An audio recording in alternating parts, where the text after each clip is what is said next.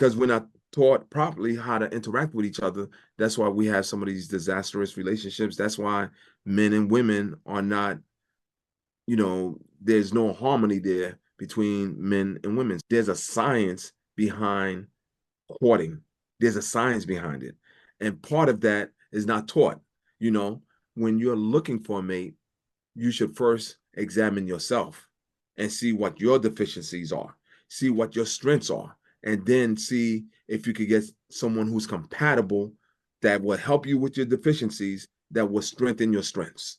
And if you don't know yourself, you'll never be able to attract a mate that could fulfill what I just talked about, because you don't know who you are. You don't know what your strengths are. And you have to look at yourself and be honest. Like, you know what? Yeah, I'm short-tempered when it comes to such and such.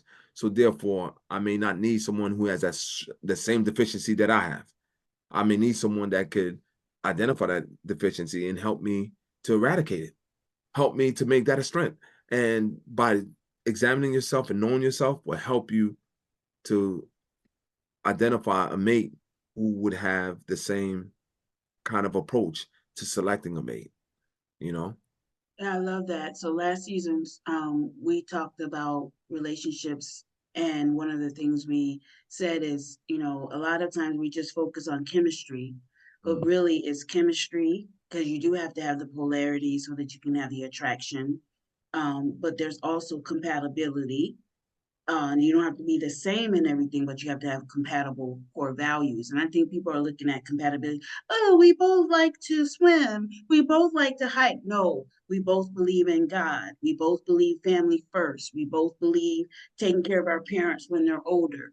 There And you then go. the third one is connection. And that's that emotional intimacy that I realized that I didn't grow up with. And so I had to do a lot of work around what does it really mean to be able to be emotionally intimate. And one of those things is to identify your needs and be able to express your needs to the other person.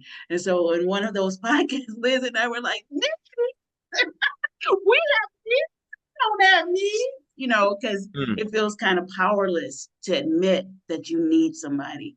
And I think that men admitting that they need women and women admitting that they need men has been one of the things that has caused this tension between men and women because both are trying to say now they don't really need the other. This is something that we really don't talk about. This is something that we put to the side and don't recognize how important it is for us to develop this aspect of our community.